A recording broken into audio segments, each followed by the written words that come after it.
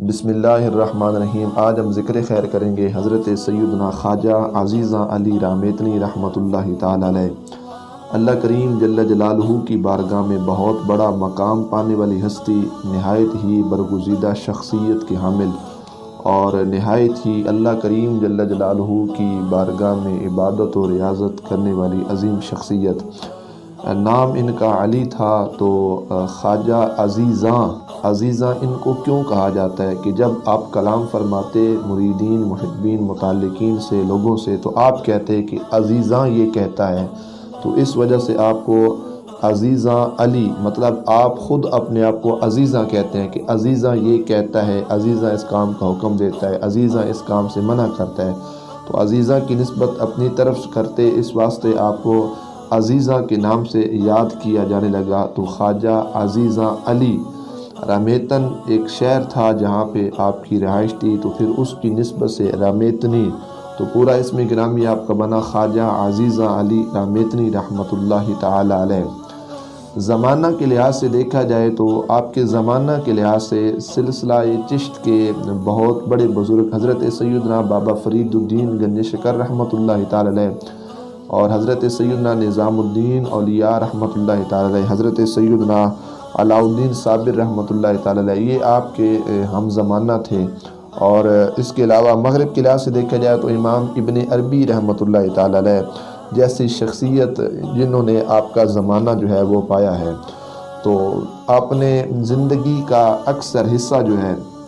مرشد کامل کے لحاظ سے ان کی خدمت میں گزارا اور پھر مرشد کامل کے بتائے ہوئے وظائف پر آپ نے عمل کیا۔ حضرت سیدنا خواجہ محمود انجیر رحمۃ اللہ تعالی علیہ ان کے آپ مرید تھے، تو بڑی ہی عقیدت تھی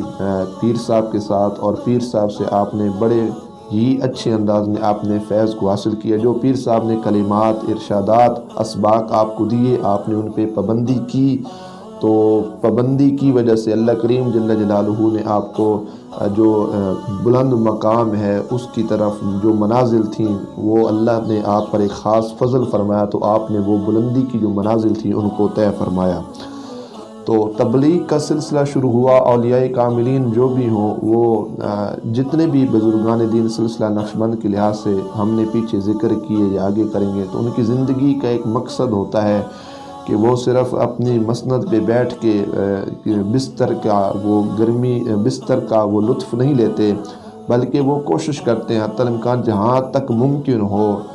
دین اسلام کا اور اللہ کریم جل جلالہ کی توحید اور نبی پاک صلی اللہ تعالیٰ علیہ وسلم کی جو رسالت کا پیغام ہے وہ جہاں تک کوشش ہو اپنی زندگی کی وہ توفیق اور وسعت کے مطابق جا کے تبلیغ کرتے ہیں، اور بڑی بڑی مشکلات کا سامنا بھی ان کو کرنا پڑتا ہے، جنگلات کے اندر بھی جانا پڑتا ہے، بھوکا بھی رہنا پڑتا ہے، پیاسا بھی رہنا پڑتا ہے، لوگوں کے طعن و تشنیع کا بھی سامنا ہوتا ہے اور لوگوں کے مارنے کا بھی خوف ہوتا ہے، لیکن اس کے باوجود یہ سارا کام انہوں نے اللہ کریم جل جلالہ کی رضا کے لیے کرنا ہوتا ہے، کیونکہ یہ اولیاء کاملین رسول کریم صلی اللہ تعالیٰ علیہ وآلہ وبارک وسلم کے نائب ہیں، تو سرکار کی شریعت کا پیغام ان کی ذمہ داری ہوتی ہے کہ یہ لوگ ان کو پہنچاتے ہیں۔ خارزم ایک علاقہ تھا، وہاں پہ حضرت صاحب پہنچے خواجہ عزیزاں علی رامیتنی رحمۃ اللہ تعالی علیہ، تو آپ اس شہر کے گیٹ پہ رک گئے، تو اس شہر کا جو حاکم تھا بڑا دلیر تھا، تو آپ نے اجازت طلب کی کہ کیا میں آپ کے اس شہر کے اندر آ کے تبلیغ کر سکتا ہوں۔ آپ نے کچھ ساتھیوں کو بھیجا، انہوں نے جا کے حاکم سے اجازت لی، حاکم نے اجازت دی، پھر اس نے ایک کاغذ کے اوپر باقاعدہ لکھا کہ وہ جو اللہ کے ولی بار کھڑے ہیں ان کو ہمارے علاقے میں آنے دیا جائے۔ اس کے بعد آپ اس علاقہ کے اندر پہنچے تو آپ نے کیا کیا، آواز و تبلیغ کا جو کام تھا اس کو آپ نے شروع کیا۔ حضرت سیدنا خواجہ عزیزاں علی رامیتنی رحمۃ اللہ تعالی علیہ ذکر کے حوالے سے کیسا شوق رکھتے تھے کہ آپ حضرت سیدنا خواجہ عزیزاں علی رحمۃ اللہ تعالی علیہ ذکر کے ساتھ اگر آپ کی محبت کو دیکھا جائے تو آپ روزانہ صبح 2 مزدور تلاش فرماتے، 2 مزدور تلاش کر کے آپ گھر لے آتے اور آپ مزدوروں سے کہتے کہ زور و عصر کی نماز ہمارے ساتھ پڑھو اور تمہارا کام ہے بس ہمارے گھر کے اندر ذکر کرنا، تو وہ مزدور ذکر کرتے، شام کو آپ اپنی جیب سے درم و دینار ان کے حوالے کرتے اور کہتے یہ تمہاری مزدوری ہے جو تم نے ذکر کیا۔ مزدور لے کے آتے، پیسے اپنی جیب سے دیتے ان کو اور ذکر کرواتے، پھر ایسی نگاہ ان پہ ڈالتے کہ جو مزدور آپ کے گھر آتے ذکر کرنے کے لحاظ سے، جب آپ ان کو نوازتے، پیسے دیتے، تو ایسی کرم کی نگاہ ڈالتے کہ وہ زمانے کے ولی ہو جاتے۔ اتنا شوق آپ رکھتے کہ مزدور بلا کے ان کو پیسے دے کے آپ کیا کرتے، ذکر کرواتے تھے۔ اور پھر بعض دفعہ یہ بھی ہوتا کہ وہ حضرات جو درم و دینار لے کر پہلی دفعہ حضرت کے پاس آتے ذکر کرنے کے لحاظ سے، لیکن بعد میں کیا ہوتا کہ وہی حضرات فی سبیل اللہ آپ کے گھر آتے، تو آپ کا جو حلقہ تھا ذکر کے لحاظ سے وہ پھر وسیع ہوتا چلا گیا۔ جو مریدین تھے، عقیدت مند تھے، جو آپ کے ساتھ تعلق رکھنے والے تھے، وہ ان کا جو سلسلہ ہے وہ بڑھتا گیا، حلقہ جو ہے وہ کشادہ ہوتا گیا، وسیع ہوتا گیا۔ پھر ایک وقت آیا کہ ٹھیک ٹھاک لوگ جو ہے وہ آپ کی بارگاہ میں آنے لگے، پھر آپ کی خلوص کو دیکھ کر وہ ذکر الہی کے اندر، ذکر کا جو ہے نا محبت میں ان کا جو دل ہے وہ منور ہو جاتا ہے، تو پھر وہ آپ کی صحبت میں رہنے لگے۔ تو اس طرح ذکر کی وجہ سے آپ نے بہت بڑا کام کیا اپنے دور کے اندر۔ ایمان کس کو کہتے ہیں؟ ہر بندہ اس کی تشریح کرتا ہے۔ حضرت سیدنا خواجہ عزیز علی رحمۃ اللہ تعالی علیہ چونکہ کپڑا بنانے کا کام کرتے، تو آپ سے پوچھا گیا ایمان کس کو کہتے ہیں؟ تو آپ چونکہ کپڑا سلائی کرتے، کپڑے کا کام کرتے، سوئی کے ساتھ دھاگا جس طرح کپڑے کے اندر لگایا جاتا ہے، تو آپ نے 2 لفظوں کے اندر اس کا جواب دیا۔ فرمایا دنیا سے تعلق کو توڑنا اور رب سے تعلق کو جوڑنا، اس کا نام ایمان ہے۔ مطلب کیا؟ فرمایا ادھر سے توڑنا، ادھر جوڑنا، مطلب دنیا سے تعلق توڑنا اور رب ذوالجلال جل جلالہ کے ساتھ اپنا تعلق قائم کرنا، اس کا نام جو ہے وہ ایمان ہے۔ اور آگے آپ نے ارشاد فرمایا کہ اللہ کریم جل جلالہ کی صحبت اختیار کرو۔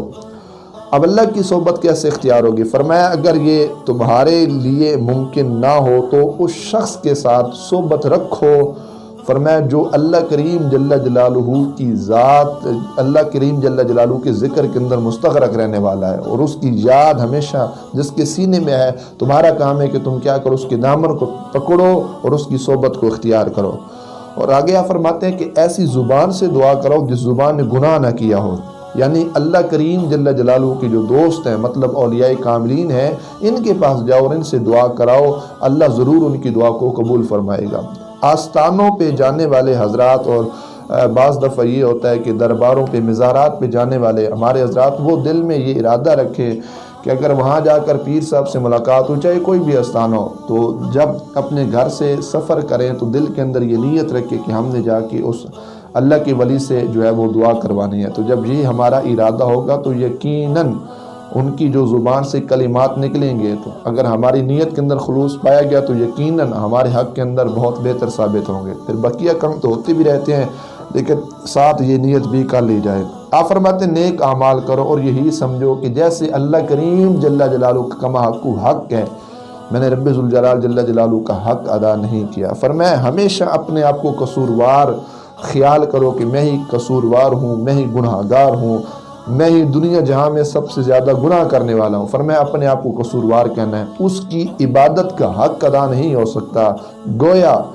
ایمانی تقاضا یہ کہتا ہے کہ خواجہ عزیز علی رحمتنی فرما رہے تھے کہ سارا دن اور ساری رات جتنی مرضی عبادت کرو، پیشانی سجدے میں ہی کیوں نہ رکھو، لیکن جیسے رب ذوالجلال جل جلالہ کی عبادت کا حق ہے، اس کی عبادت کا حق کوئی بھی ادا نہیں کر سکتا۔ اس کے احسانات، اس کے انعامات، اس کا فضل و کرم اتنا زیادہ ہے کہ کما حق ہو، اس کی عبادت کا حق ادا نہیں ہو سکتا۔ نیکوں کے پاس بیٹھو، نیک بن جاؤ گے، برے لوگوں کے پاس مت بیٹھو، برے بن جاؤ گے۔ یہ آپ نے تلقین کی ہے۔ ہمیں بھی چاہیے کہ ہم اپنی اولاد کو، رشتہ دار، دوست احباب جتنے ہیں،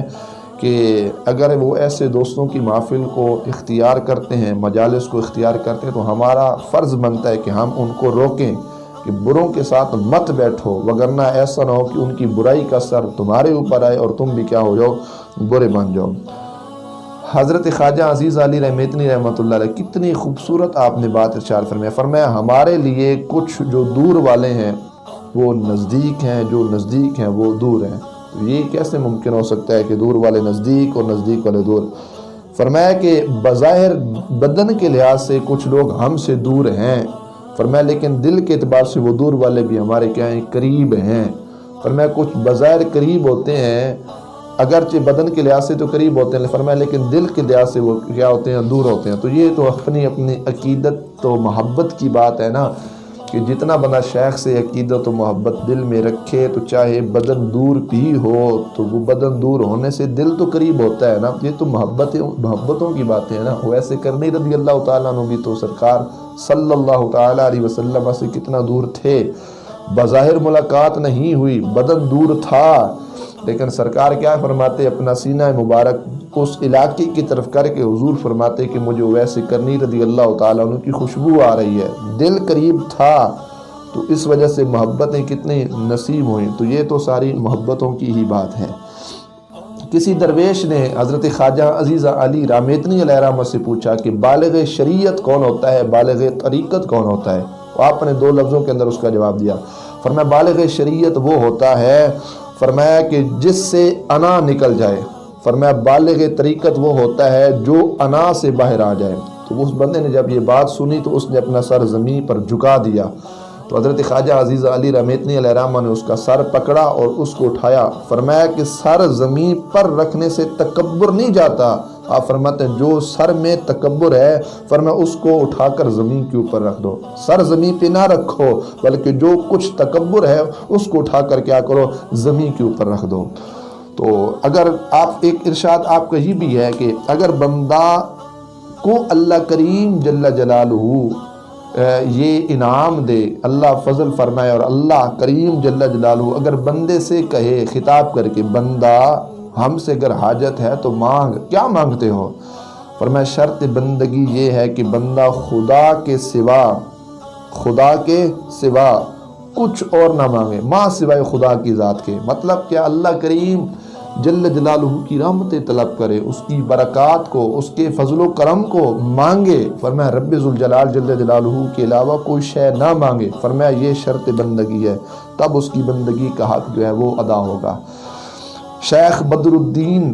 نے آپ سے پوچھا کہ قرآن کریم کہتا ہے کہ یا ایھا الذین آمنوا اذکروا اللہ ذکرا کثیرا، کہ اللہ کا ذکر کرو، کثیر انداز میں اللہ کا ذکر کرو۔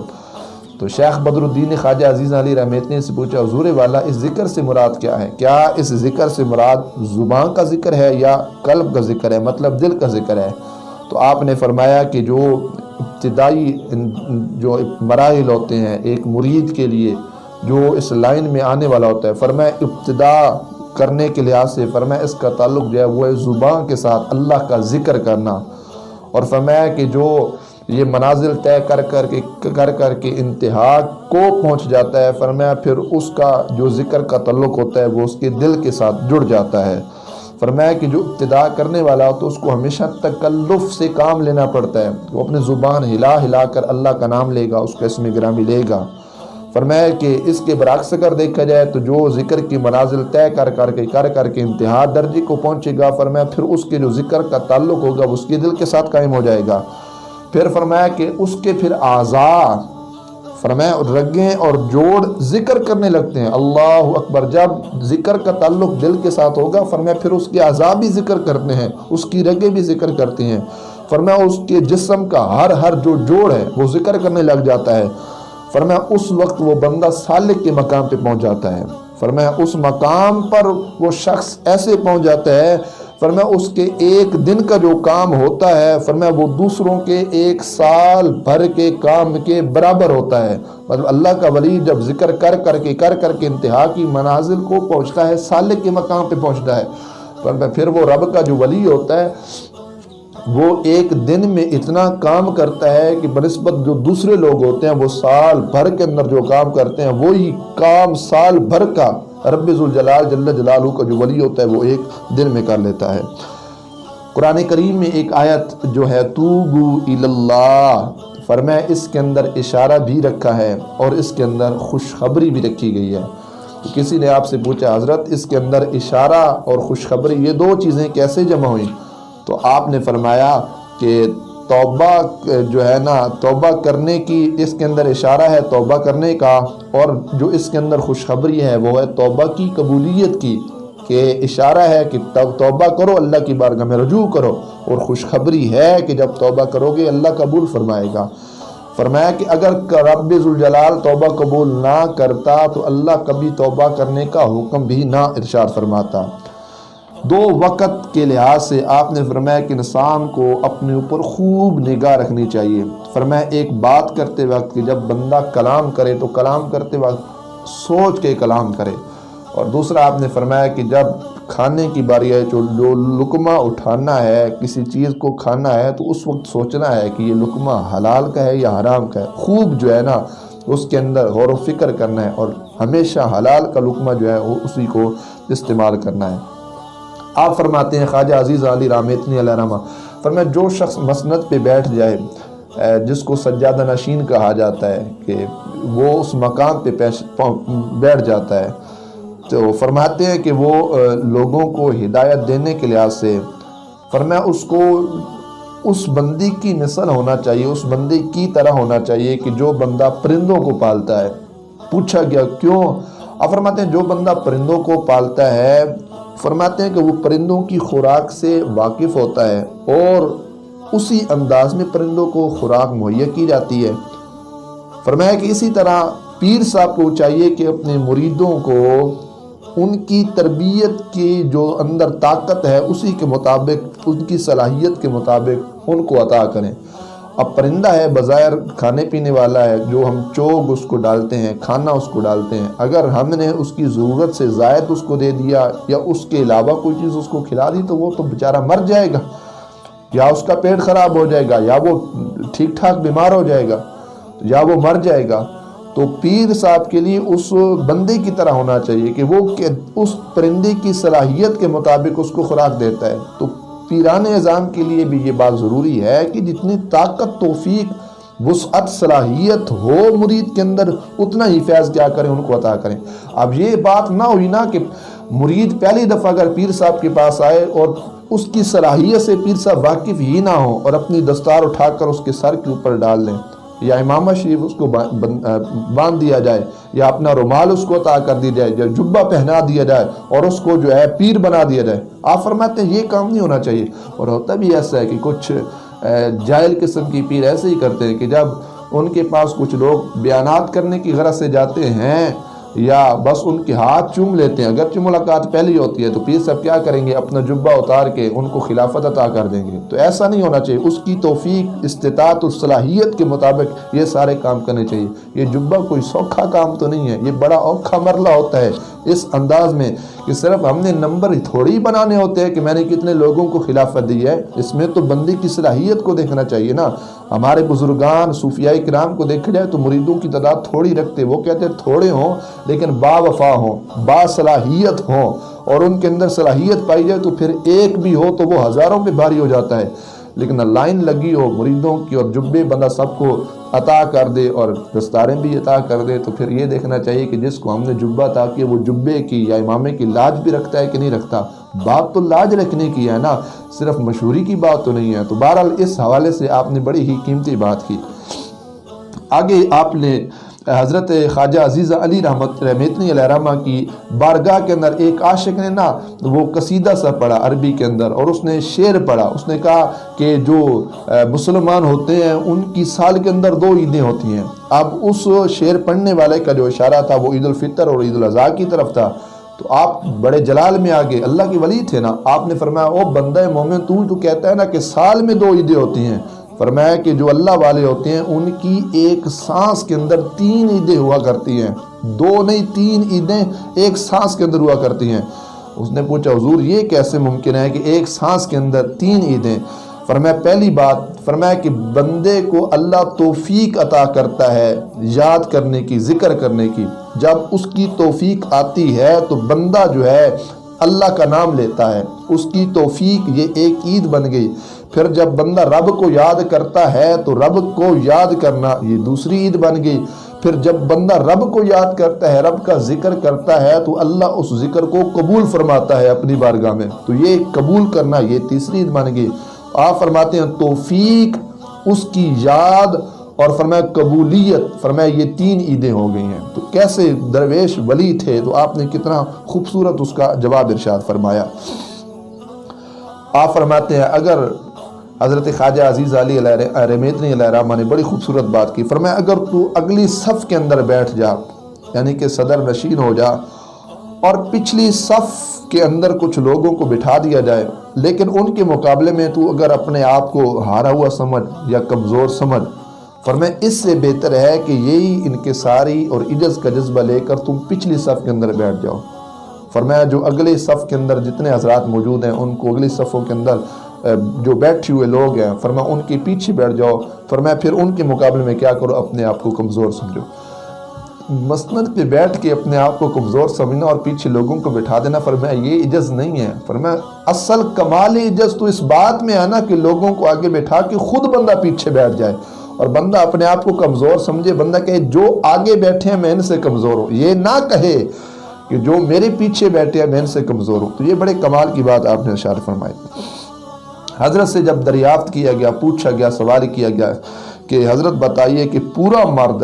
آدھا مرد اور نامرد سے کیا مراد ہے؟ اب نامرد کس کو کہتے ہیں معاشرے میں، لیکن جب درویش اللہ والے سے یہ سوال پوچھا جائے تو ان کے جواب کا انداز ایک نرالا ہی ہوتا ہے نا۔ تو پورے مرد کی صفت آپ کہتے ہیں کہ پورا مرد، حضرت خواجہ عزیز علی رامیتنی علیہ الرحمہ نے فرمایا کہ میں بتاتا ہوں پورا مرد کون ہوتا ہے۔ فرمایا کہ قرآن کریم سے پوچھا گیا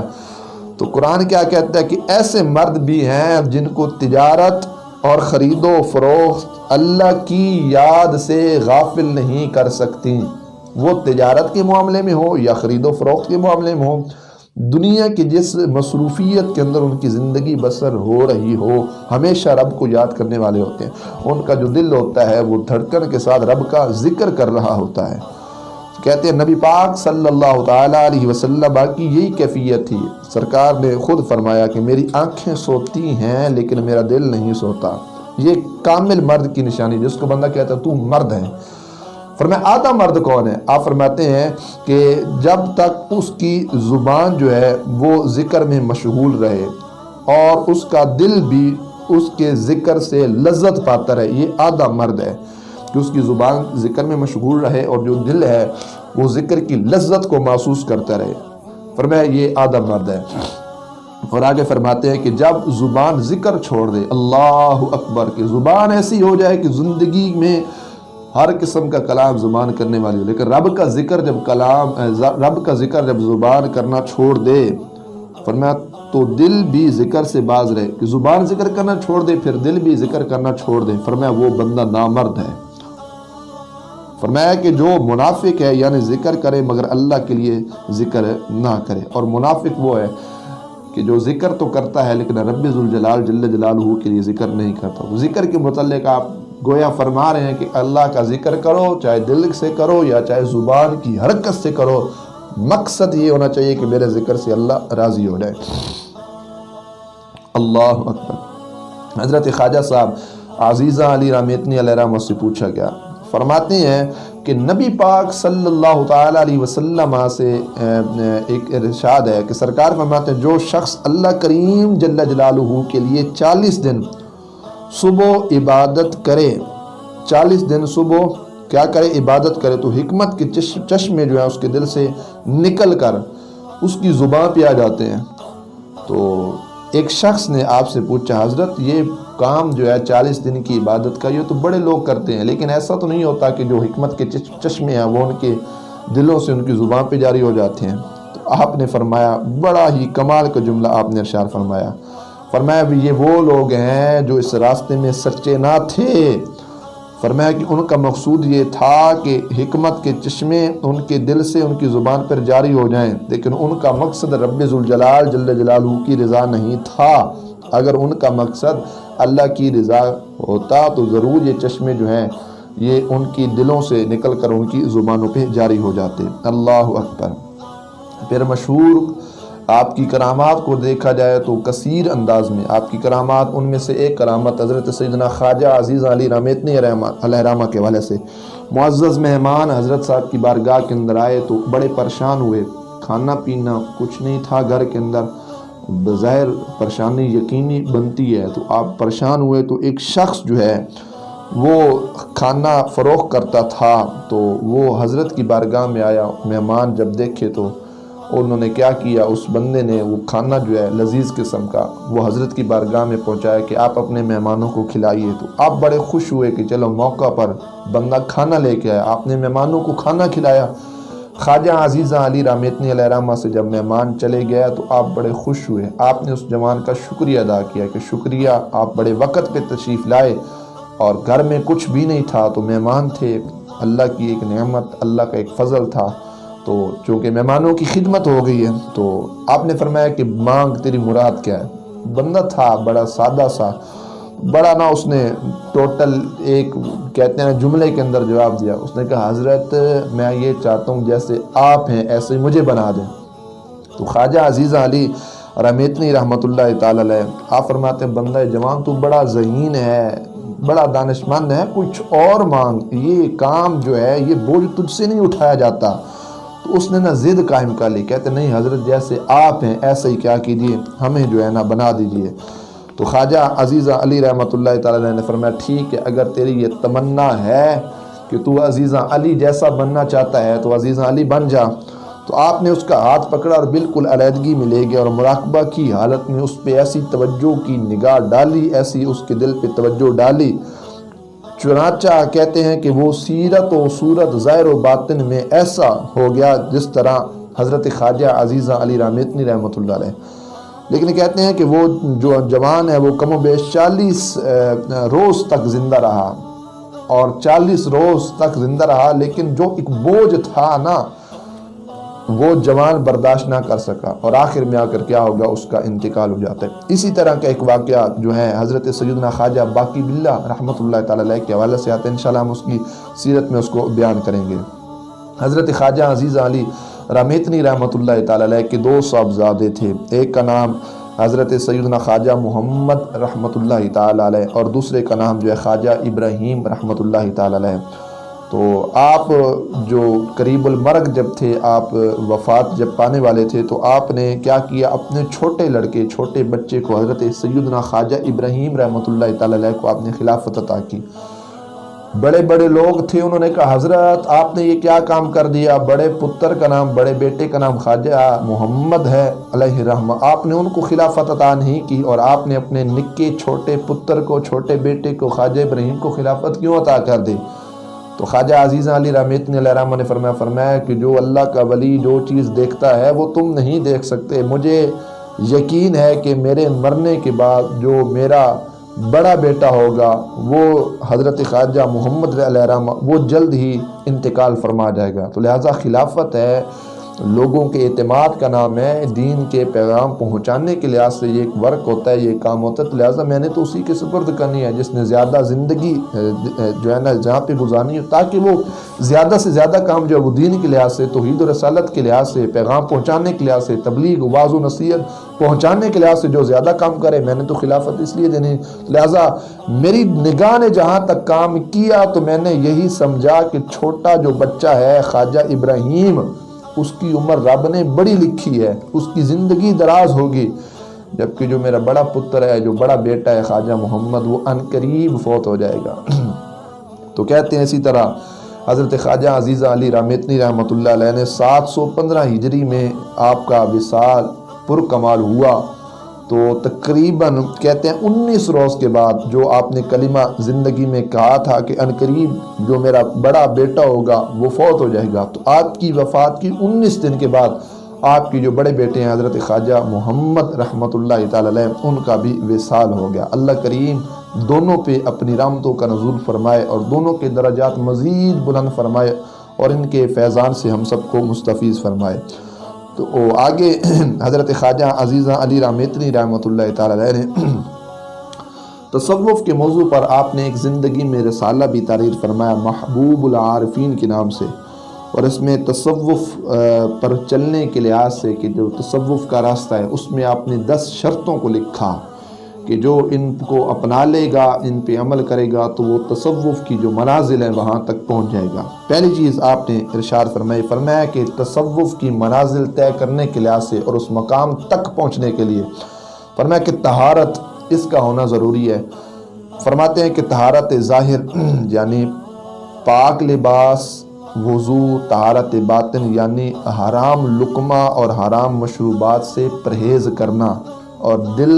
کے اندر جو وسوسے ہیں اور برے خیالات ہیں، برے تصورات ہیں، یہ جو ہمارا قلب ہے یہ تمام جو کبھی تصورات ہیں ان سے خالی ہو،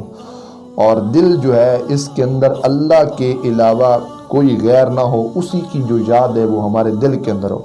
یہ جو تصوف کا ایک راستہ ہے اس پہ چلنے کے لحاظ سے پہلی چیز ضروری ہے کہ طہارت بھی ہر لحاظ سے ہو، باطنی بھی ہو، ظاہری بھی ہو، کپڑے بھی پاک ہوں، جسم بھی پاک ہو، اوپر سے پاک نہ ہو بلکہ کیا ہے اندر بھی ہمارا کیا ہو، پاک و صاف ہو۔ ظاہری کیا کہتے ہیں طہارت فائدہ نہیں دیتی جب تک اندر دل نہ پاک ہو۔ تو آگے دوسری بات آپ ارشاد فرماتے خاموشی اختیار کرنا، اور اگر کلام جو ہے وہ کرنا ہی ہے تو جو زبان کی حرکت ہے وہ زیادہ تر اللہ کے ذکر کے اندر مشغول رہے، اللہ کے ذکر کے اندر مصروف رہے۔ فرماتے ہیں کہ علیحدہ رہنا، اس کو پسند کرنا اور نامحرم کو دیکھنا، اس سے اجتناب کرنا حتی الامکان۔ فرماتے ہیں کہ اپنے ہاتھوں کو، اپنی زبان کو، اپنے کانوں کو غلط استعمال سے روکنا، یہ بھی تصوف کے راستے کی ایک منزل ہے کہ اس سے بھی باز رہا جائے۔ ہمارا سماعت کا جو اعلیٰ کان ہے، کان، اس سے کوئی بری چیز نہ سنی جائے، زبان سے کچھ برا نہ کہا جائے۔ حرکت کرنی ہے زبانیں تو اللہ کا نام لے، ہاتھ ہیں وہ کسی برائی کی طرف نہ آ جائیں۔ تیسری بات آپ فرماتے ہیں روزہ،